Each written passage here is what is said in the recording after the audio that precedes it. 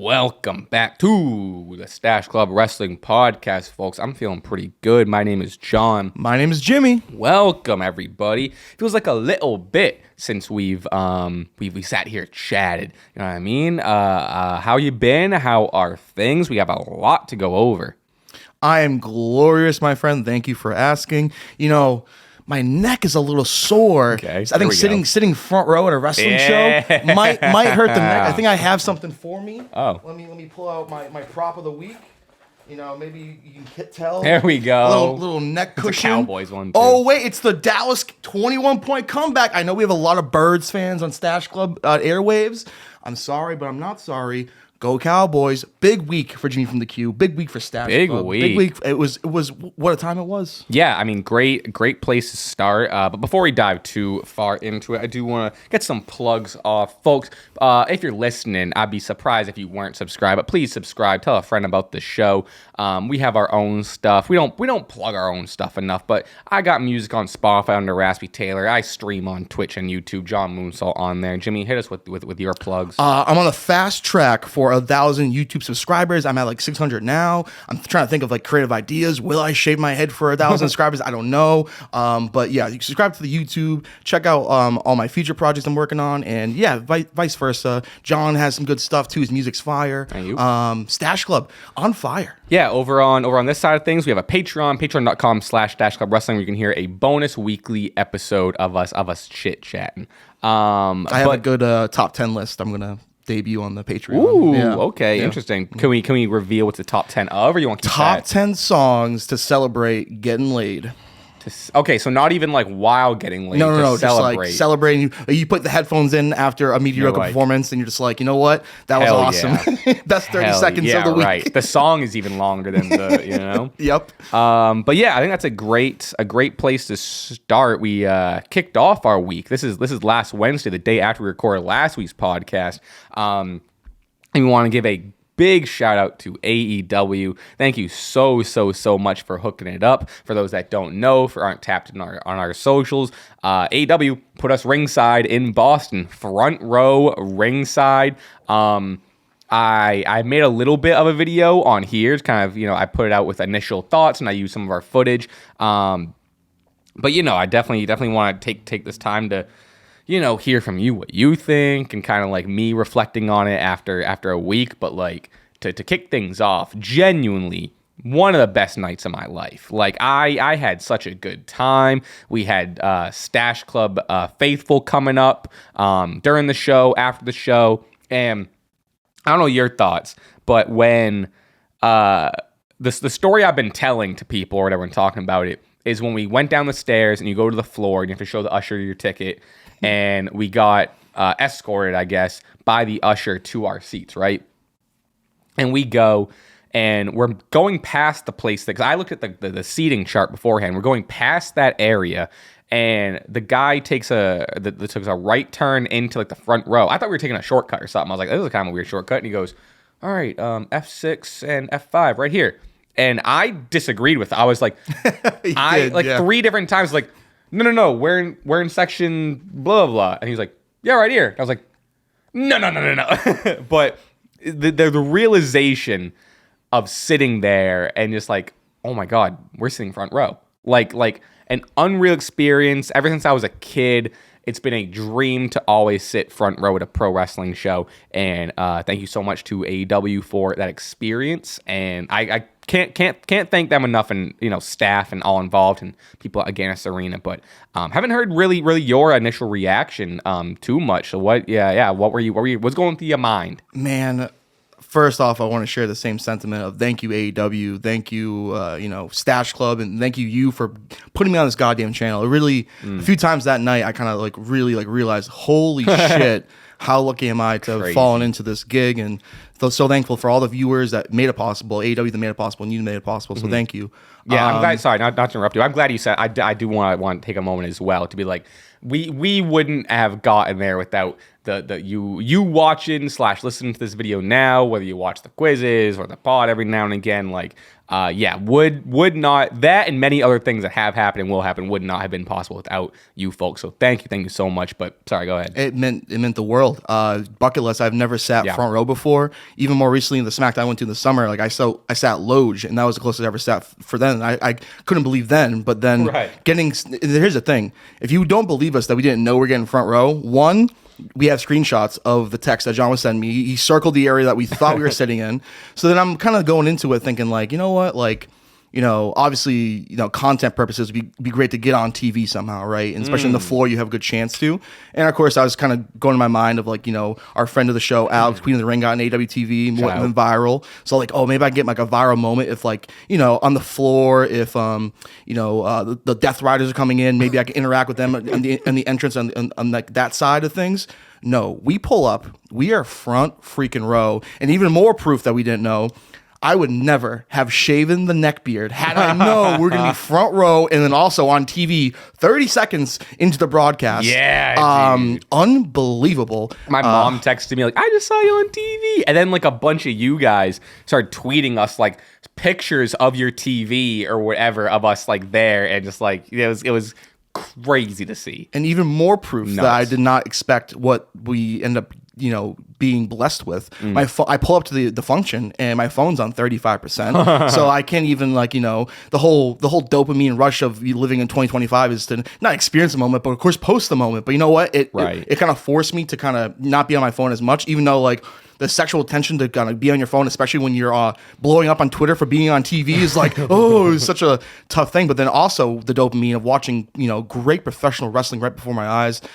Every match hit. I couldn't. My phone was in my pocket for the very first match we watched, which was that first ROH match was great. Serena Deeb and Io, I think is her name. I can't pronounce her name. I thought it was Yuki or something. It's my first time watching her, so it was interesting. But like, I'm a big fan of Serena Deeb, and that match was phenomenal, and it was really enlightening to learn the rules of you know, Ring of Honor. Sorry, and Yuka, yes, and both worked very hard. And I know I'm already just, you know, discussing the first match that many people didn't even see that was on Ring of Honor, but like that was I just remember being so mesmerized, being so up close and personal. And that was my first match I watched front row at a wrestling show. It was unbelievable, man.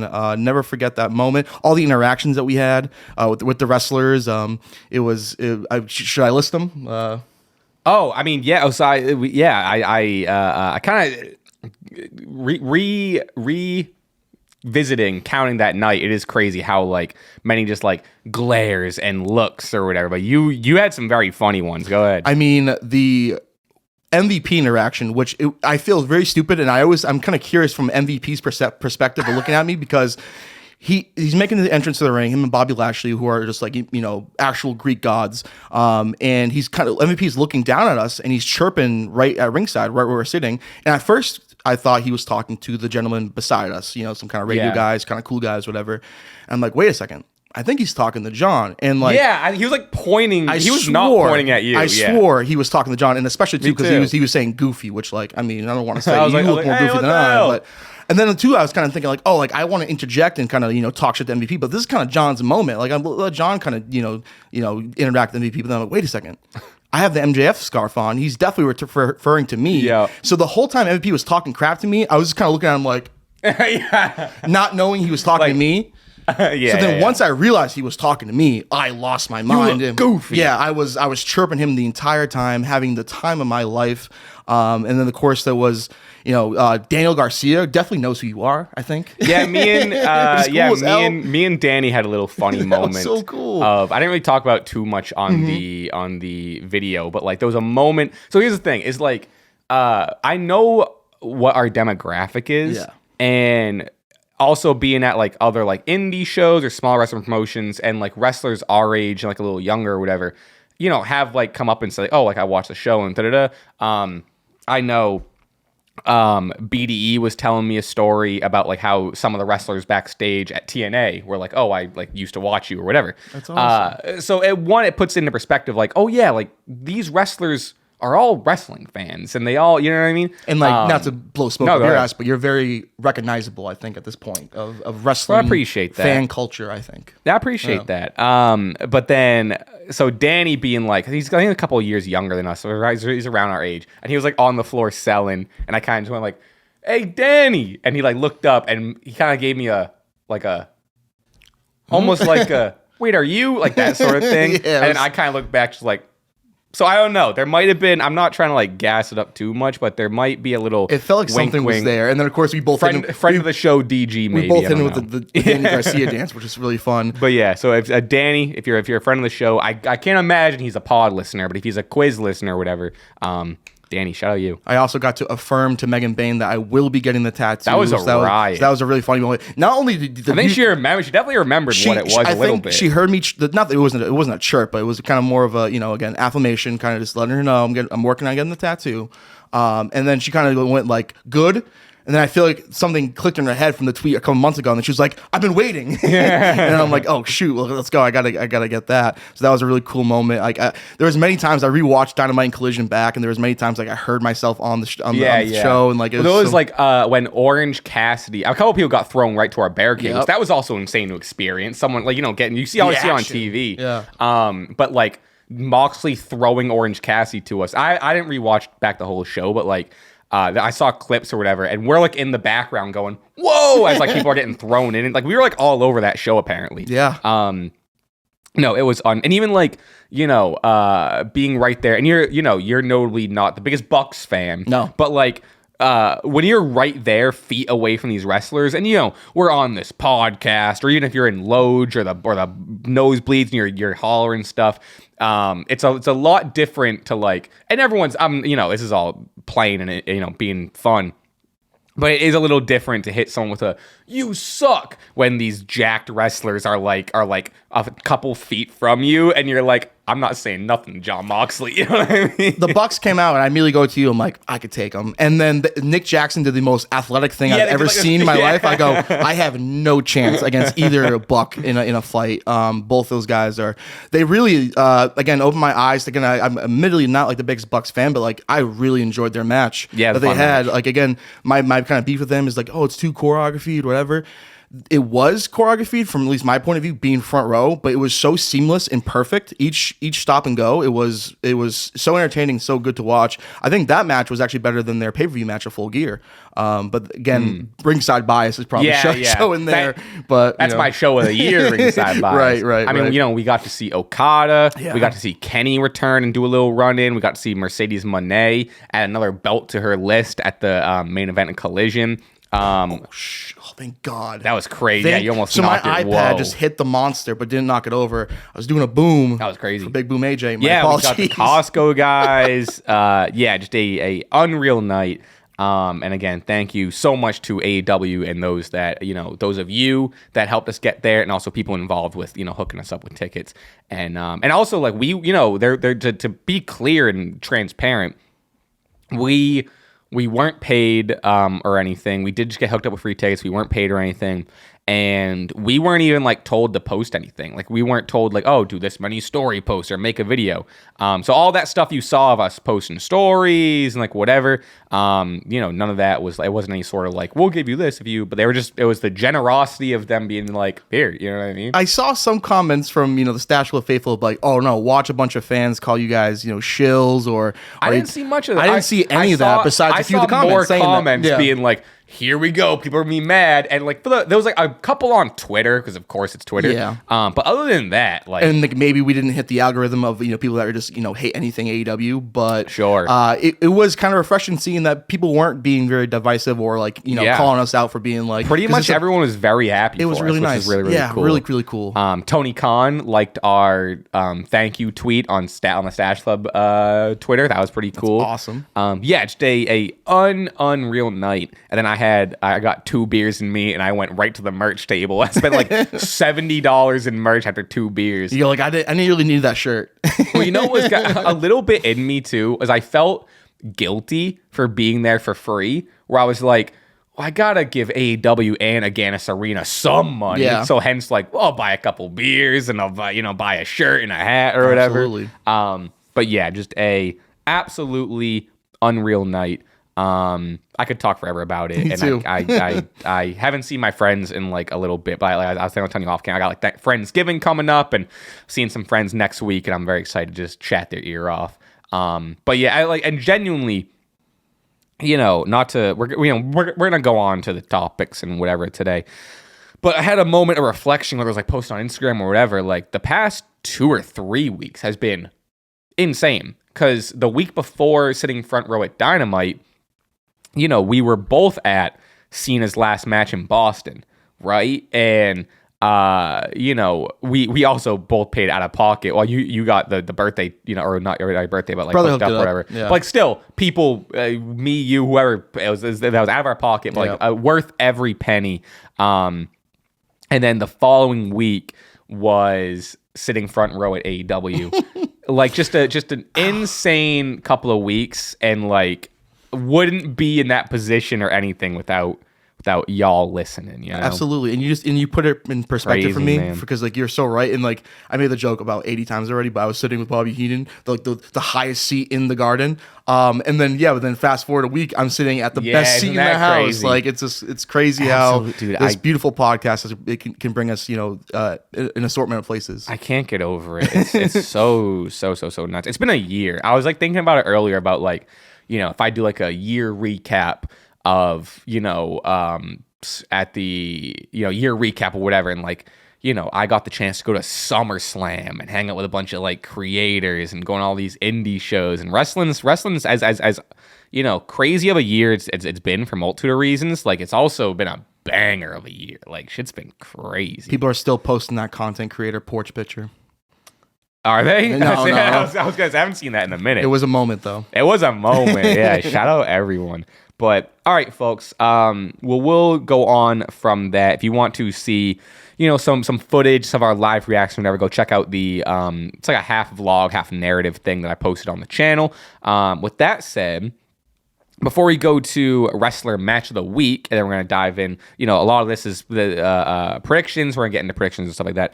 I do want to give a massive shout out to Focus Pro Wrestling. I went to their show this past weekend. They always put on a banger. This one was crazy. There were they used some light tubes, which management of the bar weren't too happy about. They couple people bleeding. They crowned their first ever women's champion in a ladder match. Shout out Kaya McKenna. Apologies if I think I nailed your name. Monty Aries became the first ever 2-time Focus Pro champion in this brutal as hell dog collar match. A couple weeks ago, I think I made both Focus, like Match of the Week and Wrestler of the Week Focus Pro matches. Mm-hmm. I'm not going to do that this week, even though the tag team match between, it was Post Game and Waves and Curls. Yeah. One of the best matches I've ever seen. It was unreal. So honorable mentions. Wrestler match of the week is, like we said, it's always our perspective of whatever match we ever. It could be a WrestleMania match from 20 years ago, but but you're keeping off the Focus Pro. I mean, now you're saying it. Maybe just for the sake of listeners that aren't as tapped in, but I like putting people on and being like, I don't want to say that's. I was gonna say, is there no way for any potential Stache Clubber to check out the Focus Pro show? Because I think they might. They post everything, yeah. Whether there's stuff on YouTube or there's stuff on, I think IWTV, they do some stuff with them. Yeah. But yeah, Focus Pro's been killing it, and people are saying, the indies are dead. Maybe, and RIP Deadlock, that sucks. I'm not trying to downgrade everything. I guess there was another promotion that also kind of went out. Oh, really? However, New England scene, very, very strong still. So I don't want to hear none of this indies are dying or indies are out. Sure, the Midwest or whatever is a little bit struggling, but let me tell you, here in New England, baby, cruising. Indies are just fine. Maybe there has to be a new promotion rising from the Phoenix of the ashes, run by two podcasters. I don't know. Actually, I do have some stuff to tell you off pod. Okay, cool. Sweet. But that was a funny. It has nothing to do with us running a wrestling promotion. But so yeah, shout out Focus Pro, which is a great night as always. But with that said, let's get into the meat and potatoes. It's what people are here for. Let's start out with wrestler / match of the week. Do you have yours? My wrestler of the week, I'm going out of just completely being fearful. Marina Shafir. Marina Great. Shafir, Great my pick. wrestler of the week. She such a good is a pick. warrior. It has nothing to do with her putting the fear of God in me with that stare at Front Row Dynamite. I posted on my Instagram. It's doing quite well. Shout out all the people interacting with social media, Jimmy, and all that stuff. But that has nothing to do with that. This is just Marina Shafir. I respect her. In my opinion, the front runner for the future leader of the Death Riders. So I'm putting that. I can't wait to see what unfolds with like all that, like John Moxley getting kicked out. We're definitely gonna talk about Full Gear too. It's gonna be a Lenny of Mice and Men situation where they let John Moxley tend to the rabbits. It's gonna be like he's freaking out backstage and he's like I'm good. He's doing push-ups. Hey, I still won. Everyone's like, okay. Claudio's looking at him all crazy. Awesome. I think it's a great wrestler of the week. I really like that Thank pick. you. I had my I wish you started with match of the week. So I had my match of the week locked, to be honest with you. I have not decided on my wrestler of the week. I want to just hear your match of the week as well while I try to mull it over. It was hard to beat after I watched it Saturday. I wish I could have gone to the Focus Pro. I decided to then watch Full Gear Live, AEW, and my match of the week was on that card. It was Mercedes Moné, Chris Statlander. Nice. Phenomenal match. If I can just kind of talk about it briefly. Go ahead. The crowd, not into it. I think they were tired, and that kind of goes to a larger conversation of they have to shorten these pay-per-views up because this match was phenomenal and deserved a more outspoken crowd. There was a belly-to-belly into a bank statement, no crowd reaction, but then later in the main event, these motherfuckers are singing Seth Rollins' theme song with the curb stomp. So it's like, how much of paying attention are you, New Jersey? That's why AEW needs a pay-per-view in Boston. You heard it here first. Well, not really, but anyway, this match, Stat and Moné. I really was thinking Moné was not. I'm sorry, Stat was not going to win this match. Me too. I had Mercedes. She proved me wrong, and credit to AEW completely for this whole card actually, because I went 2-7 with predictions and came up short for the predictions title. But the unpredictability of the show was its highest point. I got so many matches wrong, and I do pay attention to the product, and like I was genuinely surprised and kind of delighted with many of the outcomes, this included, because I think Stat really needed this because she would look really weak if she dropped this belt to Moné at this point. 14 amigos from Moné was insane. And it started off with a lot of speed, but it then became a real test of wearing down your opponent and targeted offense with impactful slams. Heading into this, I rewatched the collision leading up to this, and Stat was on commentary, and I was a little underwhelmed with her energy and fire. I thought maybe maybe she saw the writing on the wall a little bit, but she really showed out in this match and shows that she is a phenomenal in-ring wrestler. My match of the week. I love that. I think that's great. I think that was like my number 2 match on Full Gear. They tore the house down. I do agree with you. I wish the placement on the card was a little better because that crowd should have been on fire. But I agree with you again, Tony. You've been saying it for 3 or 4 years.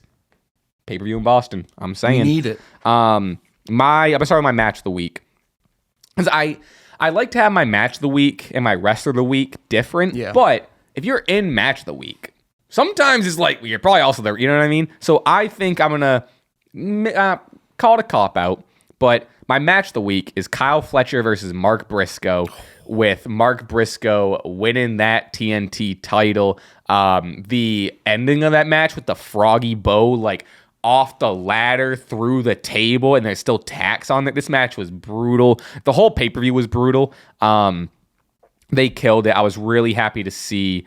I didn't know who was going to win this match. I think I did have Mark Briscoe, but this was a toss-up. And Kyle Fletcher is just the guy. He's so good. I think he ended up on number 2 on ESPN's 30 Under 30. Oh, wow. Right under Dom. Nice. With controversial I actually list. like that list of it. I like that list too. I made a little TikTok about it. I think Jack Perry's too high, but that's... What was Jack Perry at? He was on the list, so... He wasn't top 10 though. I know that. Yeah. Megan Bain was behind him, so I have an issue with that. Oh, okay. I see. But yeah, I'm going Fletcher Briscoe. And again, I usually do like to have my match and wrestler of the week different. However, I'm so over the moon happy for Mark Briscoe, who is gonna be my wrestler of the week. Yeah, it's great. Like I said, if I were to include indies on this, which I think I can, is fun, but I don't know. I like people to, I don't know, whatever. I would have put post game and Waves and Curls. But this match rocked. I think Full Gear was a fantastic show.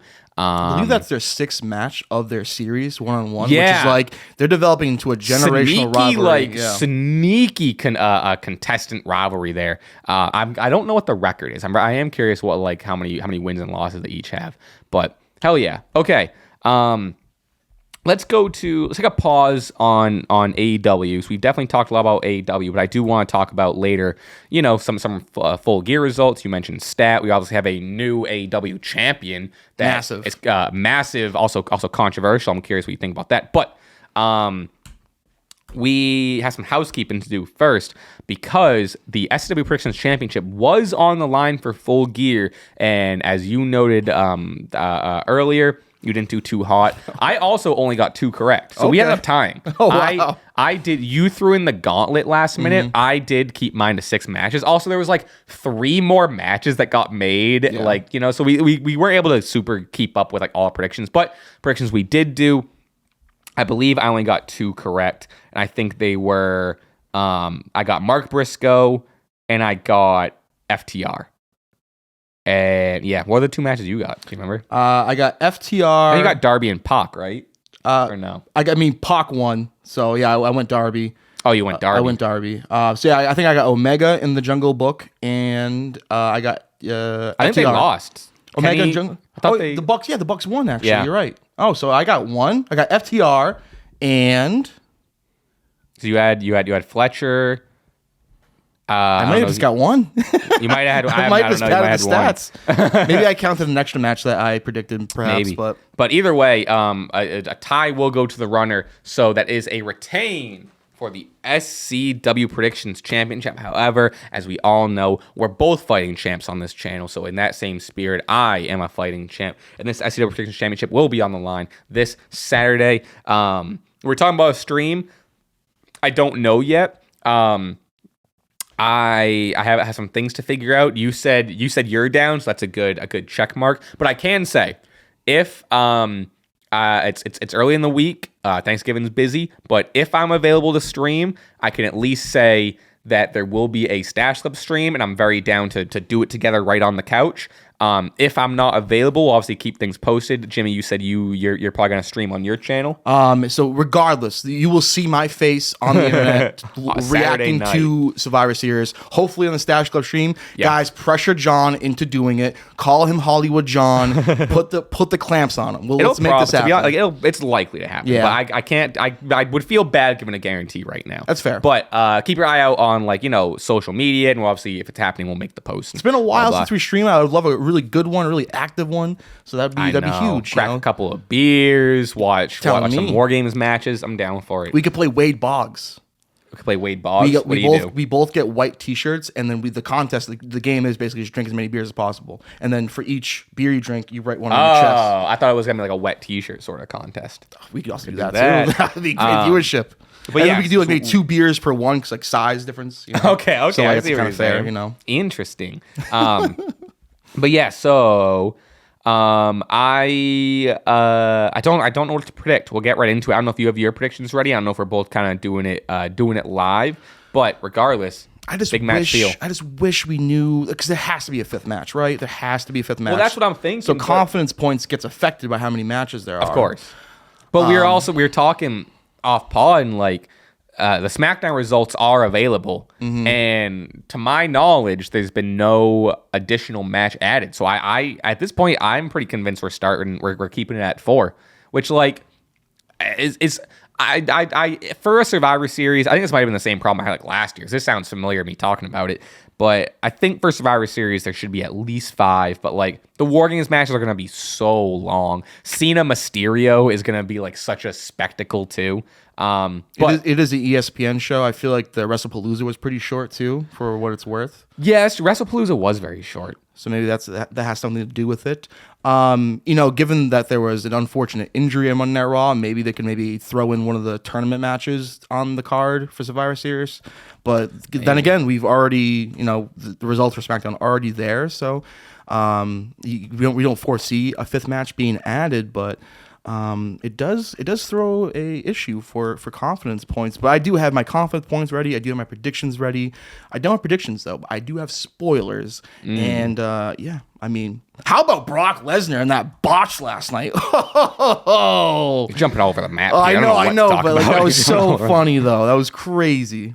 Sorry, my mind. I can only. I have no idea where we're going anymore. I have no idea where we're going. Okay. Yeah. I mean, we can. Okay. We'll talk about War Games, and once we get into the men's match, we can talk about everyone in the War Games because that was a inside. I posted my. I was like on stream, and the second that happened, I was like, that's the reaction because I have some other reactions I could edit, but I was like, that's what I'm editing right now. That's the one. That's all you need. That's the one post. That's all you need. Insane. But we're gonna start off with War Games predictions here. We are going to do confidence points as well. We're going to start off first with Stephanie Vaquer, the Women's World Champion, versus Nikki Bella. Women's World Championship is on the line. To me, this is a pretty easy Stephanie Vaquer dub. I am giving this my 4 confidence points. I like that Nikki's heel. It has been very funny over the past, I don't know, a couple months of like Io and Stephanie being like, my goat, Nikki Bella. Everything I do is for you. But I'm glad a women's world title is on the card. I don't know. I mean, there's a couple of titles. I don't like they could put the US title on here. Is Tiffany still who's the WWE? Oh yeah, Jade Cargill. No Jade Cargill match on here. Could absolutely throw on a Jade Cargill match. But either way, I got Stephanie Vaquer over Nikki Bella. I don't have too much to say about it. It's gonna be a fun match. Like Nikki Bella's been very fun as she's been around, but like that's who I got. Yeah, we didn't mention it last week. They had the moment on Raw last week where Stephanie was in the smoke, the clouds, if you will, and then out of nowhere, Nikki Bella attacks. This is. Nikki Bella is a big name. It definitely is worthy of a Survivor Series PLE 1-on-1 match. It does feel like Stephanie Vaquer is the massive favorite, and you're kind of would be insane to pick anything else. I mean, is Brie Bella in the airwaves? Maybe Brie Bella can make a comeback and cost Stephanie, but this is way too early in Stephanie's run. We just had a surprise underdog, plucky women's title win fairly recently, so I don't think Nikki can do the impossible. The Lingerer gets what she deserves, and Stephanie hits the devil's kiss to massive applause and a win.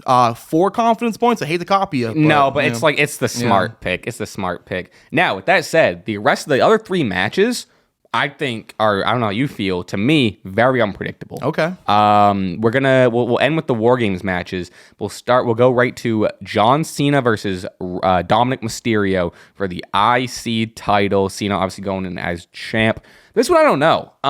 It's Cena's second to last match ever, which is crazy to say. So sad. Yeah. But won the IC title in Boston. On Raw the other week, him and Dom teased it, and it's like, we're going to put it on the line now. No, Survivor Series, blah, blah, blah.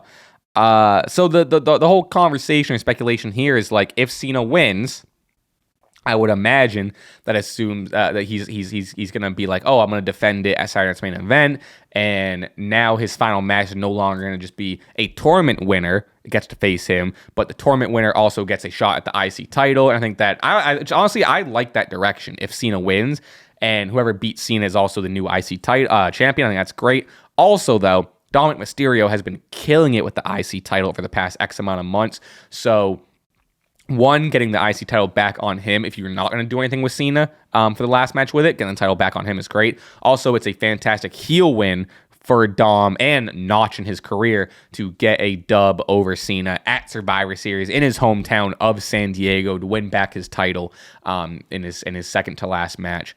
And also, not to have eight conversations at once, but shout out Dom, man. Being involved in Cena's like the past 3 matches or whatever. This guy's the future. ESPN number 130 under 30. But yeah, do you have anything concrete where you're going? I'm still wishy-washy. But I think I know who I'm going to pick. I mean, I certainly lean towards Big Match John just because he's Big Match John. But how much is the psyche of Big Match John deterred after last night? John Cena in that segment really reminiscing to kind of early ruthless aggression. I think Kurt Angle did the same thing with a mini John Cena. So that can come into play. That kind of seems to me that Dom maybe get his comeuppance this Saturday after a segment like that. But John Cena, I mean, he's got to put Dom over and get his win back. I feel like the putting of the title on John Cena was just for Boston, just for that moment. And I think there was a very much urgency to make that moment so much big in Boston, just because the world knows that John Cena's last match should have been in Boston. So they made that moment and that night so special. We were there. We can attest to it. But I think that special title run, that moment, ends in San Diego, rightfully so. Dom Mysterio gets a massive, massive win in his hometown of San Diego. Maybe Ray tries to get involved and maybe accidentally cost. I think the ongoing future feud for Dom is to, unfortunately, not unfortunately, because it's a generational long-term feud with a father and son, which is such a unique thing in professional wrestling, especially a legendary father and son. I think the Ray and Dom feud will continue. Maybe Ray will play a factor in this match, but I'm going to go Dom Mysterio, and I'm going to go 2 confidence points. Yeah, I like that pick. I think you're right about Ray too, because he came out at the end of that segment. Ray came out to save. Apparently, the person who played the short John Cena is a micro wrestler that's apparently like super famous on TikTok. I think their name is Psycho or something like that. I'm growing up, I was a big fan of, I'm not sure, you might have seen him maybe a few times in spots like this, but Short Sleeve Samson. He was also big in the local scene in Massachusetts. He was one of the first wrestlers I've ever seen. He was kind of a micro wrestler himself and an entertainer. Okay, it's got us familiar. He is an icon in the industry. It reminded me of Short Sleeve Samson. So it was nice to see some representation for our short kings. Wow. Yeah, I don't know. I don't know how I feel about that segment. Yeah.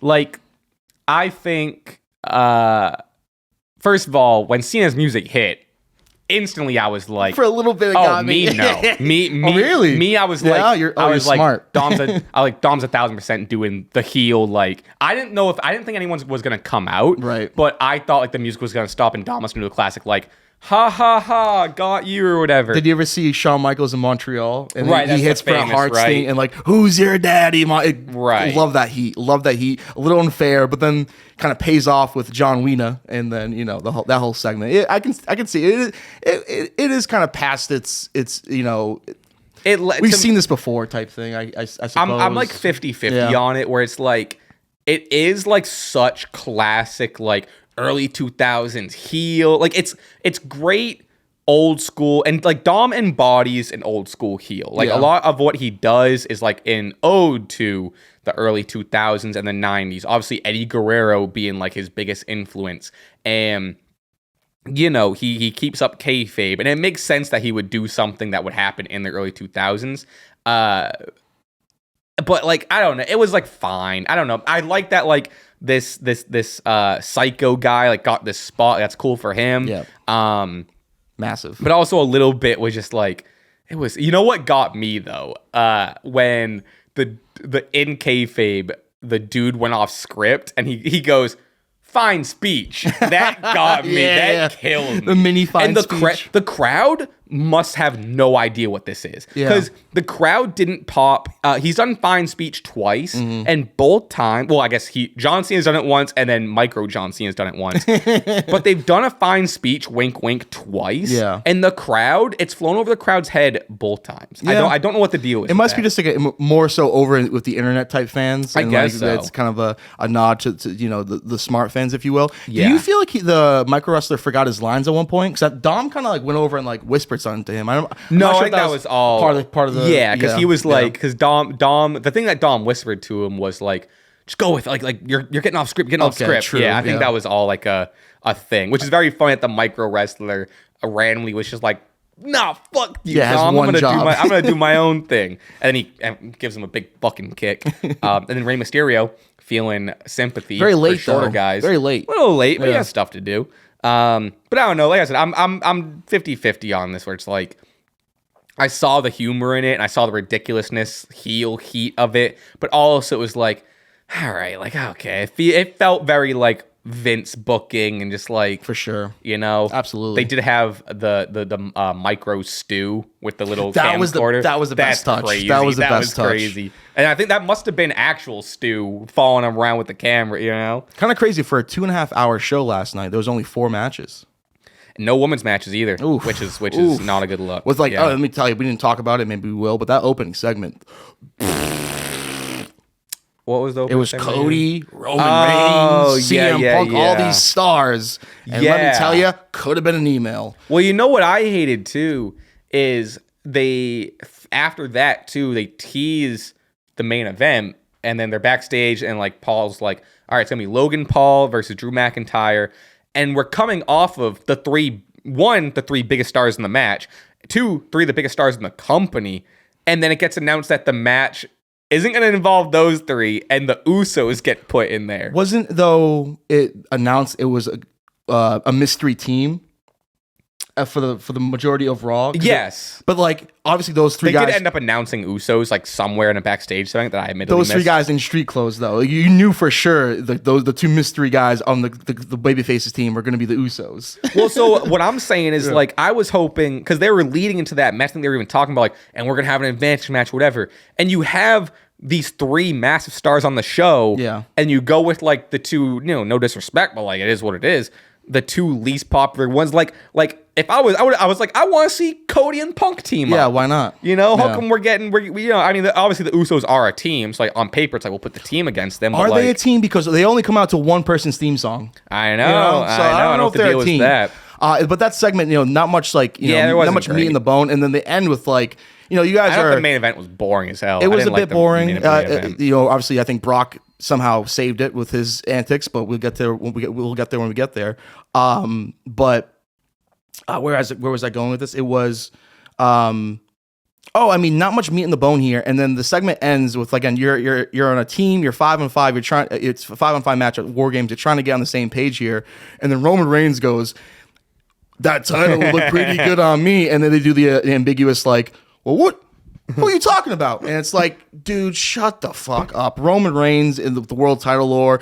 Don't get me wrong. I was on stream kind of going like, guys, are we feeling maybe like a Cody Roman 3 at Mania? Because I'd be kind of with that. Punk and Roman, the Zoo Bros, which I think it would, I guess, make sense for them to work together, considering that they are, I guess, best friends now. But Roman Reigns, CM Punk world title rivalry, does that move you? I would like to see Roman Reigns wrestle. It moves me more than another Cody Roman feud, but also like they were leaving. To me, I thought he was saying it to Punk, and then Punk goes like, "Who's he talking to?" And then Roman he's the best at his off mic promos, and he goes like, "That's for you to figure out," or some shit like that. And then Punk goes like, "I think he was talking to you, pal." I don't know. The whole segment was whatever. I'm more interested in Roman Punk. But I don't know. It didn't really build up. Also, I'll tell you what, though. Cody on his own, coming off of SmackDown and also the beginning of this segment, Cody on his own, selling the hell out of this match. Oh, yeah. Going from like, it's my destiny or what did he say? It's childhood. What's the word he used? I forget what the word he used. Duty. Oh, shit. Hold on. Responsibility. No, it's my like God-given duty. It's something like that. To be in the WarGames match, obviously Dusty stuff. Oh yeah, and then because I think he was kind of responding to Roman's point of like, you just showed up here at this rivalry, which like, Drew's also in this match, so like they've been feuding for a while. I mean, Roman said that to Cody. Yeah. Oh, sorry. Maybe I didn't articulate that well enough. Roman says like, you just showed up. Yeah, you just showed here, but like, you weren't even feuding with these guys, and you just showed up, and like we were making that point last week. Yeah, and it's like, explain yourself, Cody. But Drew's been is in this match too, and they've been feuding for a while, so it does all make sense for Cody. But I thought that was kind of interesting that Roman did call him out on that. It's like you're just kind of butting your head here, and like who made it you the captain? So I think obviously this kind of leading up to the WarGames match and like decision making for me for my prediction, I would say for the men's WarGame match, you have Cody Rhodes. Well, first of all, I gotta close the book on my Cena Mysterio. Oh, I'm so pick, sorry, huh? dude. I'm all over the place. Huh? Heavens to Betsy, huh? That's okay. I needed that time to figure out. I think I'm gonna do my confidence points at the end. Okay. I know Steph is a 4, whatever. Or max, depending if they add a 5th match. Right. Yeah. I'm going. I think I'm going Cena. Because I do like, not to rehash it, but I do enjoy Cena winning, taking the IC title to Saturn's main event, which also I think before we even get to men's war games, I think we can also pause here and kind of talk about where we're at in the tournament and the tournament matches as well. But at this point, it is so far and away obvious that it's going to be Gunther. It's going to face Cena in his last match. Like, I would be shocked if it's not Gunther. I'm excited for you to just give me a contrarian answer that's not Gunther. Go ahead. Tell me it's going to be Solo. Go ahead. Oh, no. I don't have a contrarian. The answer, Gunther is clearly, head and shoulders, especially unfortunately with Penta's injury last night. Win this tournament, that took the wind out of my sails. So sad. I was like so out of it for the rest of the stream. Yeah. Where and I didn't see what happened. He hit a Hurricane Rana on the outside and he just like landed on his shoulder. He went like shoulder first. He just like was too low. Damn it. Stopped the match. I hope he's. I haven't heard an update. I hope he's okay. But if you could describe this tournament as a whole right now with one word, what would it be? For me, depressing. Yeah, because we got like the Sheamus injury, and then like both Javon Evans and Melo coming up short in spots that are like, put some spotlight on them and like really showcased how much fan support both those young men have against a impossible task in Gunther. And those matches were fine, but again, overall, this whole tournament, is including those matches, my word to describe it, depressing. How about you? I would say lackluster. Because I don't know, like WWE isn't one to take risks, and they might stick to their guns and like, okay, only like these big five people are gonna do things, and the people are gonna call it Boston bias. It's not a Boston bias, but not that like. Here's all right. I don't know. There's a multitude of conversations to have around this tournament. One, it's been very interesting to see people turn on Gunther, who for the longest time was a objectively, or at least like majorly adored wrestler, because I'd call him an internet darling. Sure. Yeah. I wouldn't. I think. Well, yeah. I guess that's not fair.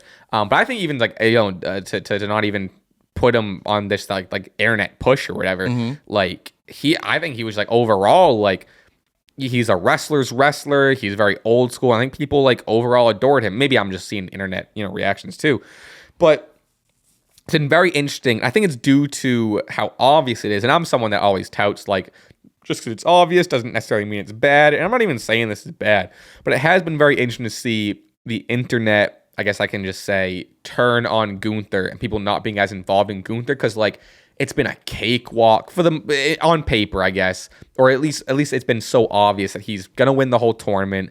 And there's been, and it's kind of been my complaint, is like you see the bracket laid out or you see like matches get announced and you're instantly like, well, it's not gonna be either of them. It's not gonna be either of them. Oh, Gunther's in that match. It's gonna, you know what I mean? There hasn't been one other person that's been like, it could be him. And then Melo, big face turn, which they had a killer of a match on Raw. I really liked that match. I thought it was okay. There were some spots that were they slipped up a little bit, but I had high expectations. Kind of the same thing with the Javon Evans match. I had high expectations. I thought it was just an okay match, in my opinion. Oh, interesting. Yeah. I really enjoyed it. Nice. The last second kickouts thought were great. I thought the match was over like 3 different times. The power bombs, I thought Melo was gonna pass out from the sleeper. Those spinning DDTs are always crisp. Unreal. Yeah. He's so good. And like this is the most over we've seen Melo, and the crowd was so behind him. And like a part of me, I put out a tweet that was like, "There's no doubt in my mind." Like I was obviously being funny, but I thought for a moment watching that match, like, wait, they could do it. They could pull a swerve and take a risk and do something cool and have Melo win. And he lost. It was disappointing. It was obviously going to be Gunther, I know. But also too, it's like I don't know where you are. I'm curious where you are on Gunther right now, because the majority of people I'm seeing are kind of turning on him. I'm not excited about, which kind of goes to my word lackluster. I'm not excited about Gunther winning, but I still think he's a good choice. You know what I mean? I don't know where you are on that at this point. Week after week, little by little, I'm losing more of my GTA body armor of defending Gunther and defending this decision. I agree. Yeah, it's tough. I still very much accept that he is one of the best in ring. I love his, they brought back his old Walter theme, and he's still one of the, the biggest. My hot take is that I like his other theme better. Ooh, maybe because I don't have too much nostalgia for his UK theme. Yeah, I like the Gunther. But anyway, really? Okay. I just the classicalness of it. I have the original version saved on my save playlist, but it's getting a bit harder to really defend this decision in like the booking of this tournament. Like I said, it's been kind of depressing, and even Gunther's style of the matches, like I said, like the mellow match, like really was just okay for me. And the same thing with the Javon. Again, my expectations were kind of high, so maybe that's why they kind of fell. But like the Gunther style matches are kind of like, it's kind of slow to start, and and like I like that style of wrestling. I do, and it's kind of, I'm being kind of counteractive with my opinion of it, but it was very slow to start. And then like those matches are good, especially though when you have a hint of, the other guy could win. I didn't have that with Melo, unfortunately, and that's kind of. See, I bought it. I think maybe that's why I like. That was me I last week with appreciate it Javon. more. I was like, this is like the 1, 2, 3 kid moment. Yeah. This could be Javon's moment. I'm with you. I'm a lot higher on Javon than I am Melo. But that's fair. it's just kind of a matter of opinion. But Gunther, big Gunth, the way this tournament has been booked is doing him no favors too. I think that the big takes of like, this is not the right decision. Gunther doesn't even need this. But then my counterpoint to that is like of Gunther doesn't need this is, well, does Gunther really need a big, huge upset loss upon his return against, a guy in the mid-card like Javon or Melo? I will say, too, it's super unfortunate on top of the fact that Penta's injured, but, like, Solo Sikoa gives me no hope of beating Gunther, and I didn't want that for sure. Solo Gunther match is going to be weird. They should just throw that Survivor Series and get it over with, honestly. Absolutely not. Keep that match far away from a Survivor Series. I don't think Gunther will have the same luck as Ziggler pulling a good match out of Solo, but we'll see. I mean, Solo's not a complete bum, but I think he's definitely someone that lacks in ring, and they're very odd, two big plotting heels against each other, so that's kind of a weird. I love to see Gunther interact with Tall Tonga, so that's something to look forward to, I guess. The only way this tournament, that's the most glass half full thing I've ever heard. At least Gunther can interact with Tall Tonga. I like my tall boys. What can I say? The drinks and in wrestling, but I think the only thing that can really save this tournament, and I'm not calling him for him to win it, but there's going to be a lot of dread if the finals, and I think the finals are going to be Jey Uso, Gunther. Maybe you can make it right and give LA Knight a big win over Jey Uso. And then lose to Gunther. Okay. And then lose to Gunther. No, I'm not going the full way. God forbid we have too much fun and make a goddamn actual star in LA Knight. God forbid we do that. No, I mean, give him the spot of losing to Gunther in the finals, and I think they could maybe build a feud after that, if you will.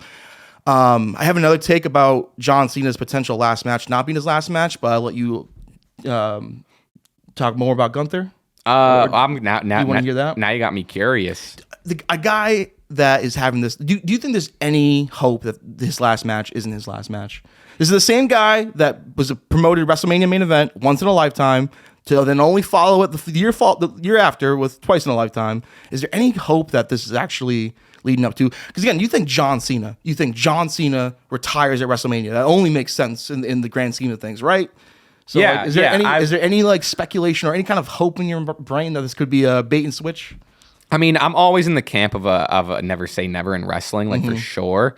Ever since it was announced, I've always thought him retiring at Saturday's main event was lame. But it is tough to advertise a show as John Cena's last match and then it not be his last match. Given though, I think anyone that pays for a ticket, and let's say again, this is super fancy booking, don't be mad at me.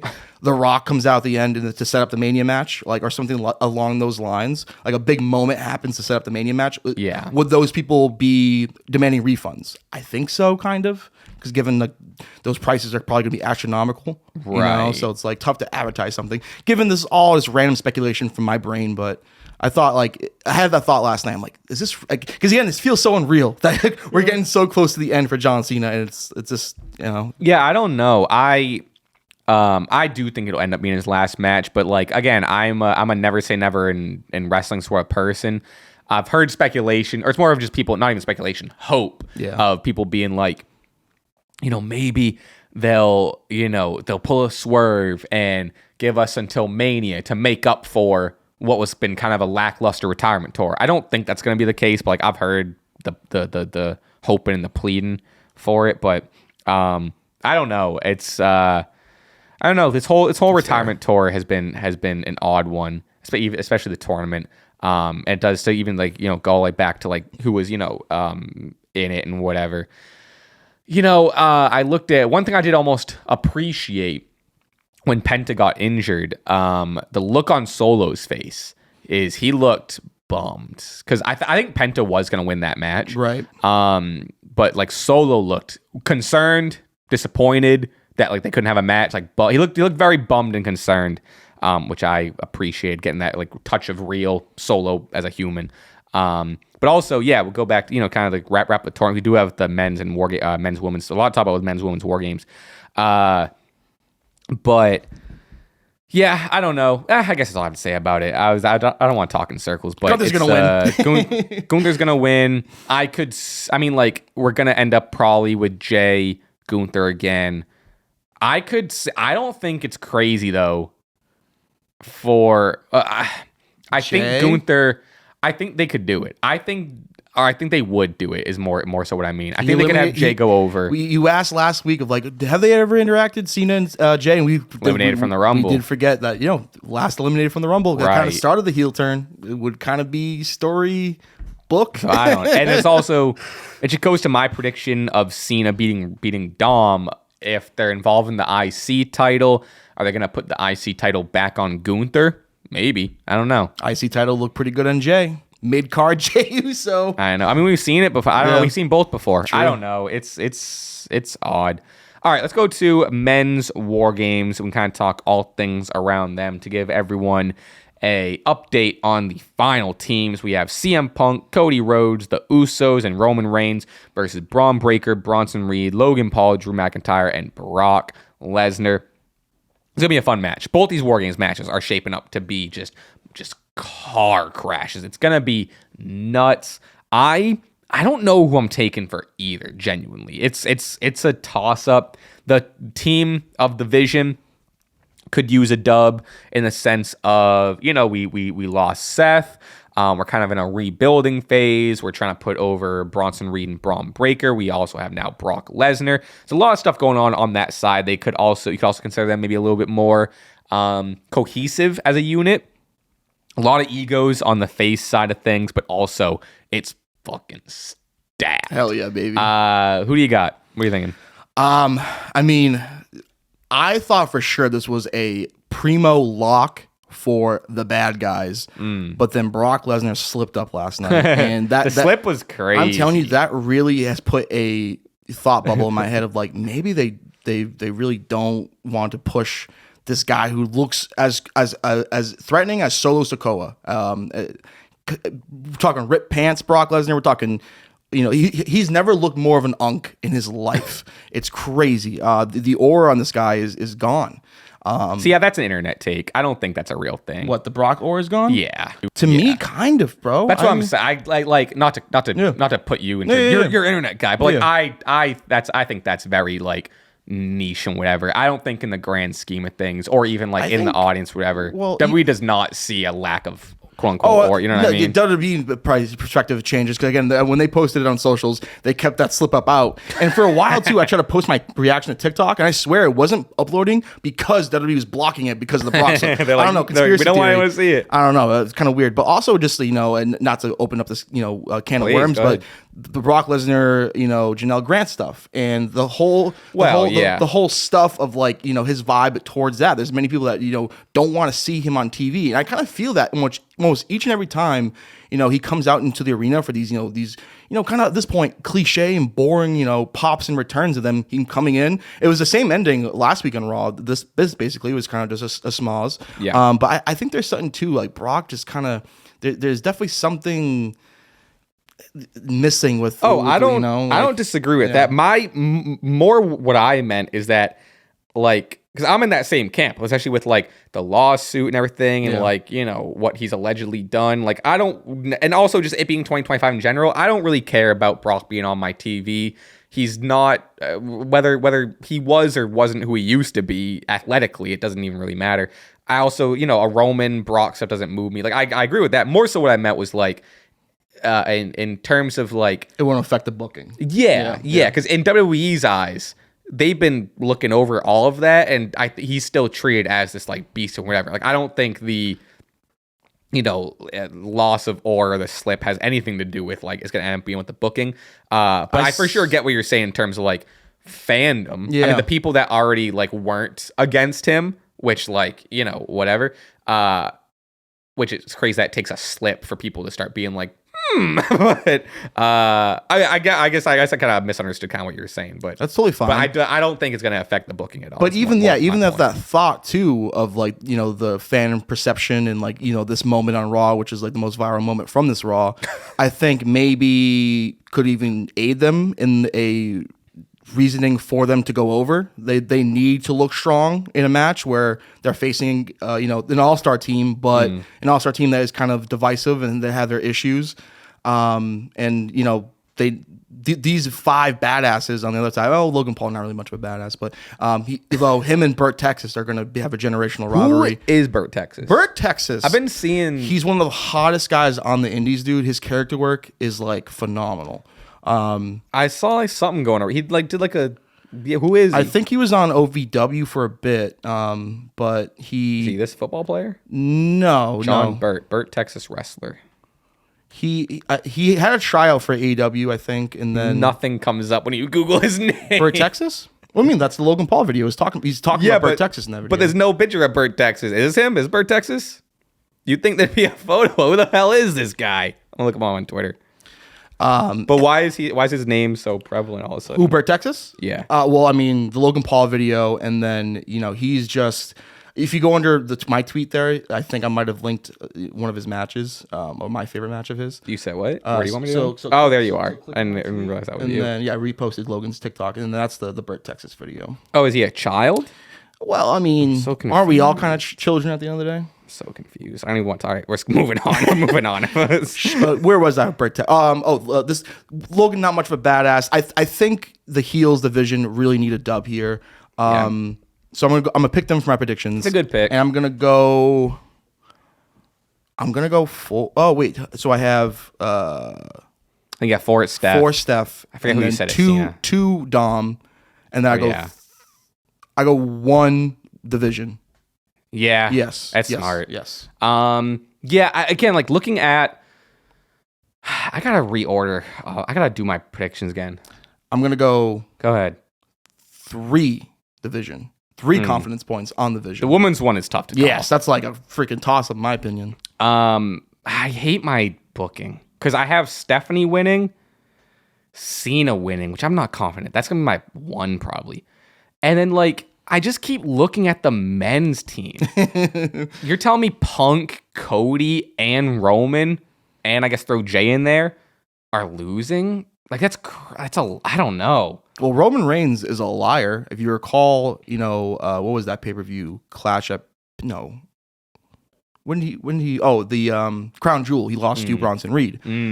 Yeah. He told his family members, his cousins, I don't want to talk to you until Thanksgiving. It is far before Thanksgiving, and he is. I think he might have even said Christmas.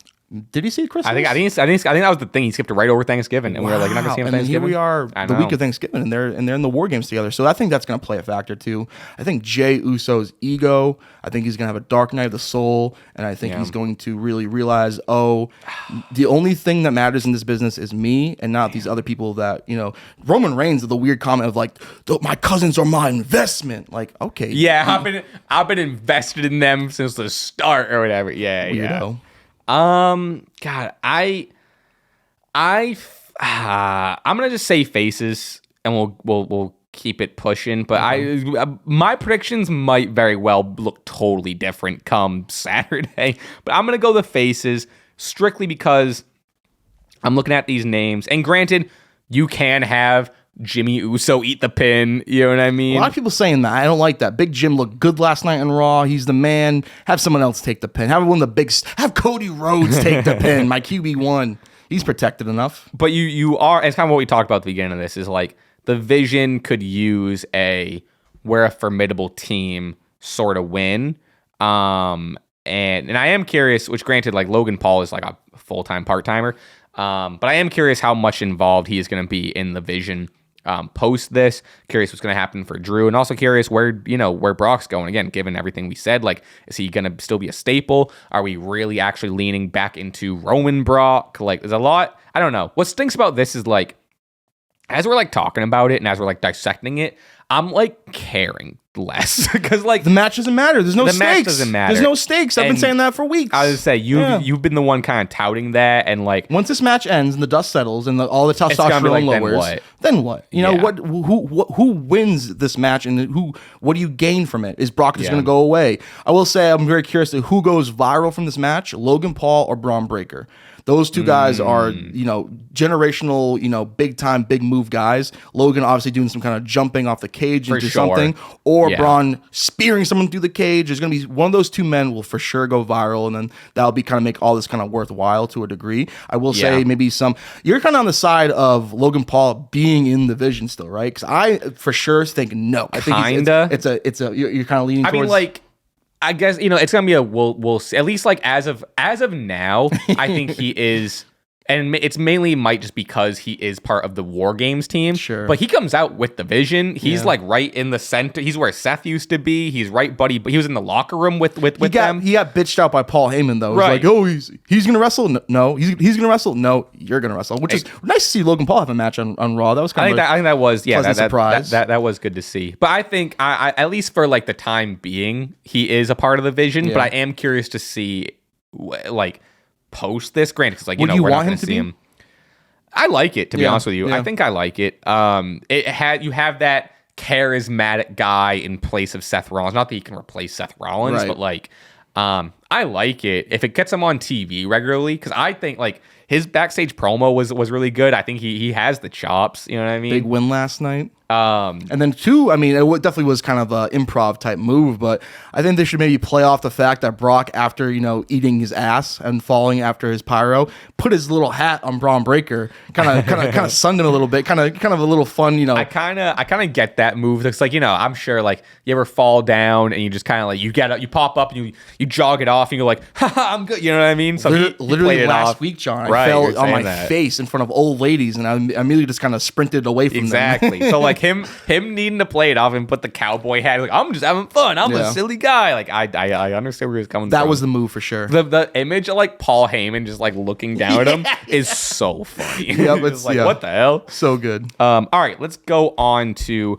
the women's WarGames match. We have Rhea Ripley, Io Sky, Alexa Bliss, Charlotte Flair, and AJ Lee versus Nia Jax, Lash Legend, Kabuki Warriors of Asuka and Kairi Sane, and Becky Lynch. Here's another problem I have with all these matches. And like I get it adds to the story, but it's kind of the same thing at this point. No clear like team leader anywhere. There's no like team Punk versus team, you know what I mean? I kind of like when it's like a team captain. All of a sudden, here's my problem. All of a sudden, AJ Lee, Becky Lynch, the last two added to this match. They're the captains. They're the captains all of a sudden. What are we talking about? The segment the other night was fine with all these women kind of going at each other. AJ Lee on the stick. We didn't need AJ Lee on the stick. Just get right to the action. Whoever pulls up to a gang warfare fight in the middle of the street, sharks and jets, and then you just get on the stick and you start talking. She tried to get therapy over again, which shout out therapy. Mental health absolutely matters. We love therapy, but don't the attempted of the chant of therapy was crazy. I'm over that. Yeah, I need to get to the action. I like AJ Lee, and I'm gonna sound like I'm an AJ Lee hater, but I gotta get over her like millennial speak, because like the whole just like because therapy works, and then doing the thumbs up is just like I don't, and I love AJ. I hate talking. I love AJ Lee, right? But I gotta get over the millennialness of it. Pants of the century, Charlotte Flair. I've been saying, but also though, a huge runner-up, Kairi Sane's pants were also glittery, sparkly, fantastic. The dressing is I mean, the woman just got it. The woman got it. I don't know. I don't know. Again, it goes to why I don't like my booking of it, where I have the faces again. But then if you look at like my predictions, I got Stephanie face win, Cena face win, both faces winning WarGames. So I gotta adjust some stuff. But as of this moment right now, I'm going to pick the faces, and it is really just based off of, again, you look at how stacked the faces are. Rhea, Io, Alexa, Charlotte, AJ Lee. If anything, now I maybe talk. Well, I just don't know who's going to win. But I'm more confident, I think, now that I'm more confident in the face women winning than the men face in their match. I don't know who you got. Last night, Lash Legend told me I'm all these people listen to. They love me unconventional. Drake bar. No, I do love the heel women. I do love Lash Legend. But I'm going with the baby faces here. I think there's too much firepower. Rhea Ripley, Charlotte Flair, they buried the hatchet. That was kind of fun on SmackDown. Their promos kind of going back and forth. I like that. And acknowledging their very extensive and all-time history. Them hitting the DX chop, I thought that was pretty good. Negative hot take here. What do we got? Does Suck It actually suck now? Because it's being overdone a lot. And also, Suck It, the guys that used to do it back then, very anti-authority. When you do Suck It now, you're kind of doing, hey, boss, shout out you. Am I crazy for thinking that? I get what you in terms of because it's an ode to Triple H. It's Triple H. I think you're the only person thinking that deep about it. I know, maybe so. I did tweet that out this morning, but I'm still waiting for the negative response back. But does Suck It actually suck now? I don't know, because I feel like I've seen it on SmackDown too. I feel like I haven't. I mean, again, I'm sure. I mean, I wasn't paying attention too much. I feel like I haven't seen it too much. And then of course when we're up close in AEW, they didn't do the Suck It, but middle of a move, I think it was Nick Jackson just Suck It and did the but they do. What do they also do? They do which I don't love this when they do the. I think it's when they do the dual super kick and they go see ya and they do the kick. I like that. Yeah, I'd be talking shit too if I was putting boots in the mouth. Yeah. You end up going with faces for this. I went faces, and I think I'm using my one confidence point. Yeah, that's not crazy. This is like I said, I gotta relook it all. I'm not feeling confident about it. Other than Stephanie and Nikki is the only thing I feel good about. Everything else I gotta rework. On the heel side of the woman, I just think there's too many people I can see giving up. Even the captain, Becky Lynch, I could see giving up too. Yeah, so we did kind of have that, Becky kind of leaving her team out to dry a little bit, and as the faces were talking shit, she was kind of backtracking. Yeah, damn, it's gonna be. But and also you leave, which I do, and in both matches, I appreciate there's interweaving storylines. You obviously have Becky and AJ with their ongoing feud, and Kabuki Warriors have been feuding with Rhea and Io. But this is still another instance of just once this match ends, just kind of okay, move on to the Rumble. Give me stakes. I mean, do we have champions in this match? The Kabuki Warriors are tag champs. Maybe put it that Rhea and Io get a title shot, or maybe both Alexa and Charlotte, who are former champions. I don't know. Stakes. I mean, I fall back to when Survivor Series, back in the day, I forget what year it was, but the winning team of the traditional Survivor Series match, each of them got to be GM or Raw for 1 week. Something creative like that makes me oh, now the Survivor Series is over. Here's what to look forward to on Monday Night Raw. Given I'm sure there'll be plenty. I mean, I'm a wrestling fan. I'll be there no matter what. But you know what I'm saying. Yeah, and even just your two world champions on the men's team, Punk and Cody being tied up, and it's I don't know. I'm looking forward to Survivor Series for the sake of I think the time and the in-ring stuff is going to be entertaining. Which at the end of the day, sometimes it's great, but other than the match I'm most curious about that has the most story is Cena Mysterio. Yeah. To see in terms of implications and whatever, but I don't know. All right, we can end the show with a little Full Gear chatter. I think the biggest thing is that main event. We got in pretty fun steel cage match. Short though. I think it was.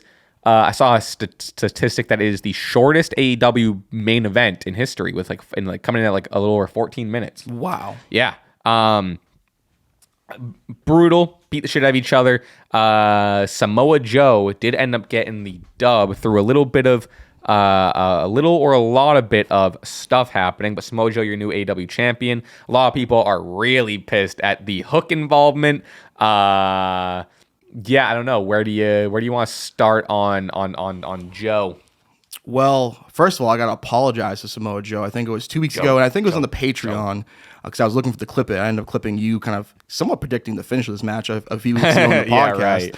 But I think on the Patreon, I was like, I'm so upset this match was made. Samoa Joe has no effing chance whatsoever. I don't even care about watching this match.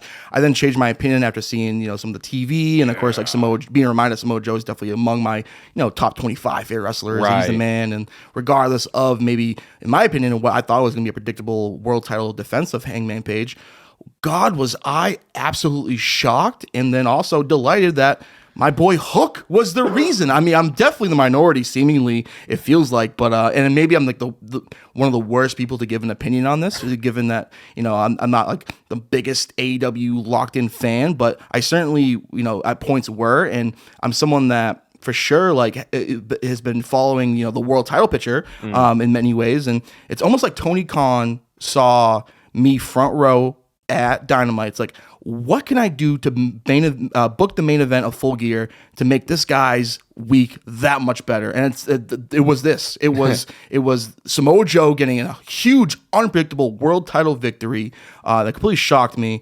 And then putting Hook over in that spot. Now here's the thing now with my boy Hook, and I'm someone that's been ride or die Hook until the get-go, and seeing him in that spot did make me nervous because I know the majority of AEW fans probably weren't going to like that. But tell you what, I mean, that's heel heat, brother, and we're giving an opportunity to Hook, who I think has tremendous star power. I'd like for him to really take this opportunity and grab it by the horns, and as a group, because I'm a huge Will Hobbs guy too, so this is big for Will Hobbs. Shout out Samoa Joe, I love the Ops, and Shibata too had a great showing at Dynamite. It was nice to see him live wrestle. I was overall pretty much delighted with, of course, this match needed to be short because this pay-per-view went on for too long, and then just the overall as a card, just shocking results, unpredictability was really forefront on this show, and it really I thought delivered. Yeah, I like Joe as champ.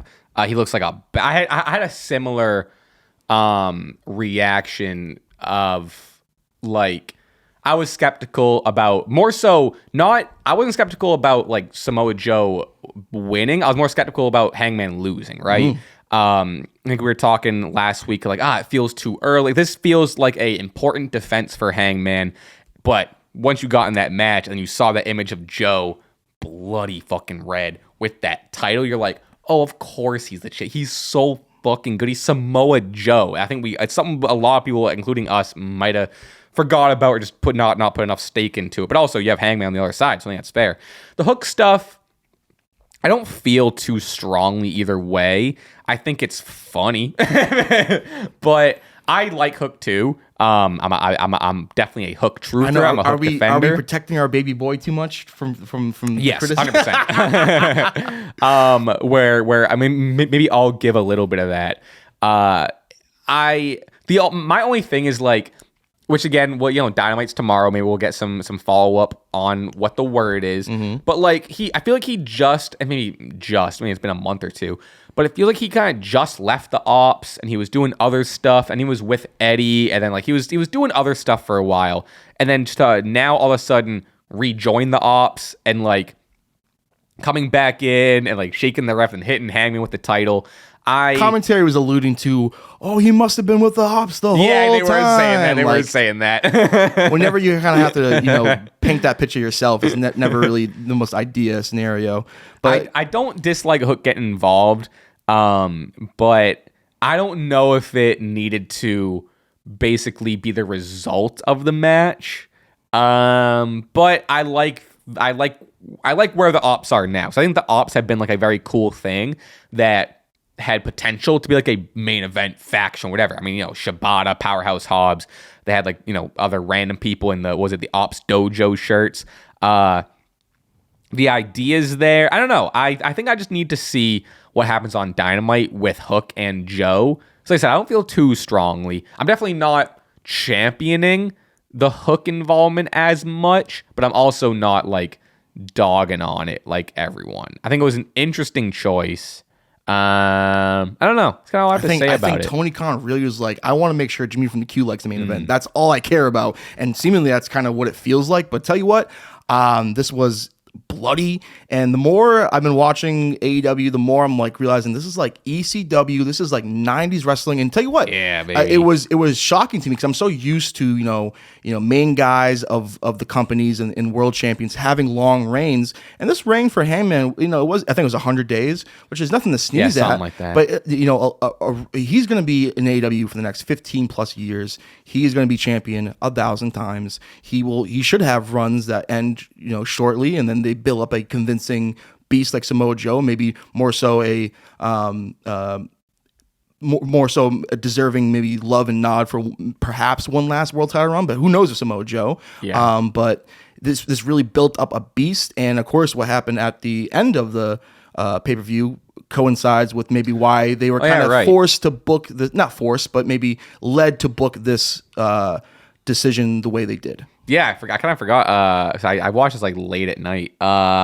Swerve coming out at the end. Really, really cool presentation. Lights go out. Swerve return. Swerve versus Joe. Swerve taking out all the security. This is cool. That security guy that looked like Shane Gillis got killed. Did look like Shane Gillis. Yeah, he did look like Shane Gillis. He also looked like someone else that I guess we won't mention. But it was going around on Twitter. I'll tell you after. Okay. But I like Swerve being back. Are people turning on Swerve now on the internet? I saw some critique of people being like, like he's I wish he was good in ring. Or I don't know. I saw some people talking about Swerve, and I was like, what are we talking about? My only beef with him is the switching of the theme song. I get you make music, and that the new theme song actually kind of sounds dope. I guess Raekwon is on the new one. Not a bad thing. It didn't sound like a bad song, but I see Prince Nana, and he's still doing the same. He's thing, on the hot seat because I don't think that dance goes with that song. Right. And like he needs a new dance. If anything, too, I'm looking at this guy kind of dance, and it kind of, to be totally honest, kind of taking away a little bit from the coolness of Swerve. Or I'm trying to get into this badass returning to fight against an actual Samoan savage bleeding in the cage, and I see this. Guy. I think doing it his worked. thing. It worked with the other song. Yeah. This song was a little more badass and to me. With the other, because I like the juxtaposition of like Swerve no nonsense and his manager being like dancing around. But this song made it feel a little different. That I don't think it needed as much like whatever. I did like when he started out going whose house or whatever. To the title thing though, it's something I do like. And we've had this conversation a couple of times in this podcast. I've kind of been in the camp of like WWE kind of puts themselves in a corner, especially with the WWE Championship, of like only 3 people are allowed to hold it. It's Cody, it's Cena, it's Roman. And Cena already held it. He's not going to hold it again. So it's Cena and Roman are the only 2 that can hold the WWE Championship right now. And you have these long reigns. And, when Cody lost it to Cena, it wasn't like a, multi-year reign. But like coming off, like, Roman Reigns having it forever. Cody had it for a long time. Back in our day, you look at the World Heavyweight Championship, look at the WWE Championship, or whatever. Guys are having a couple month runs. And then there's a 6-month run. There's a 2-month run. And, like, these other guys get to hold a title and be world champions. So I like that, Hangman... one, I love a surprise. I love a shocking win that also makes sense. It's Samoa Joe. But yeah, I like that we can have multiple world champions. And like a 100-day reign, nothing to sneeze at. No. I think it might have been it was somewhere between 100 and 130. Maybe it was like 111 or something like that. Nothing to sneeze at. And again, like you said, he's going to be around forever. He doesn't need to have this like crazy run, especially if they're not, they don't have plans for like a Hangman taking over the world sort of thing. Plus the Elite are back. We have Kenny rejoining the Bucks, so maybe Hangman comes full circle, rejoins the Elite. There's a lot of cool stuff going on with that. Seemingly a partnership with his longtime rival Swerve too. So that's kind of right. Yeah, him and Swerve kind of standing tall at the end. Like I like it. It all started with the Swerve meme with him looking at that. But yeah, there's a lot of cool and interesting stuff happening over on AEW. I'm curious. They usually don't post the card. They usually post the card like the day of, right? I'm just curious what's going to happen on Dynamite tomorrow. Because I'm really curious to see some fallout. No, not a whole lot has been posted. We got, another. Here's my one. I wish maybe they had the Fatal 4-Way Women's Tag match. Just make it for the titles.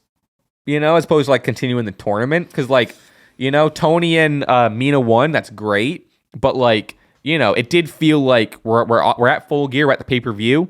I feel like it could have just been a little bit more important of a match. I'd even say, and I say this, loving all 8 women involved, just have the match on Dynamite too, short in the pay-per-view. I mean, we got to the main event, and I think the main event was short because of how long all the other matches went. Like the 6-man, I think, with the $1 million match with the Bucks and Alexander versus Kenny and Jungle Book, it went 20 minutes, and I'm like, it kind of was slow to start, and that's why I kind of, I was watching that match and I was a bit bored. That's why I was like, I was really much into the Bucks match, the 6-man match on Dynamite, but then it really picked up at the end, and it was a really cool finish. It was cool to see the Bucks kind of, save Kenny again. Yeah, it was a big moment. I also like to shout out to Pac. Huge win for Pac over Darby. Yeah, he's had some good promos and like his new look. It's been kind of a thing I've been talking about, but me personally, as wrestling fandom is subjective, and it does. I was pointing out it does take for me for a smaller wrestler like Mello last night to get invested in. Pac is someone that's always been a bit on the shorter side that I always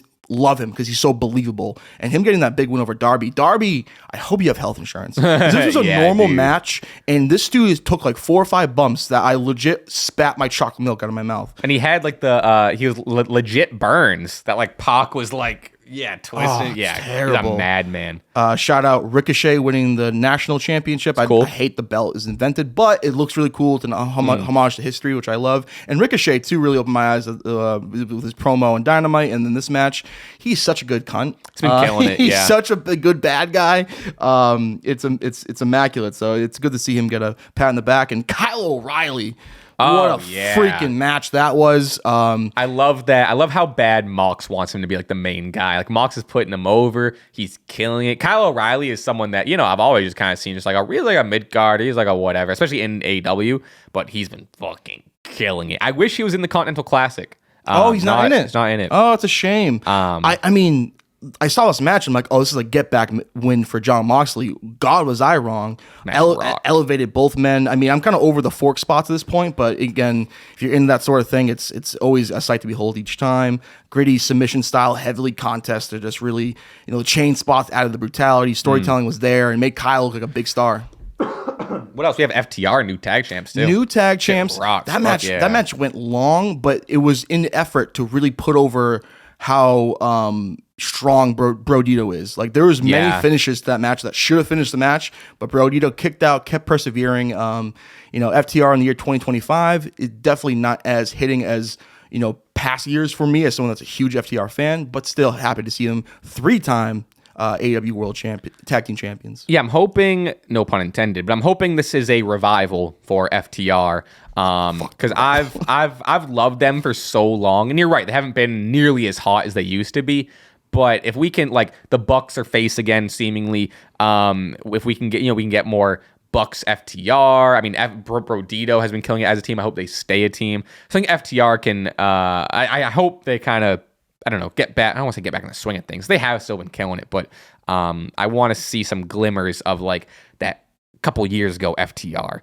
I'll say this: if I still keep hitting the gym and start working hard, we can do a pretty sweet FTR cosplay. Be pretty sweet.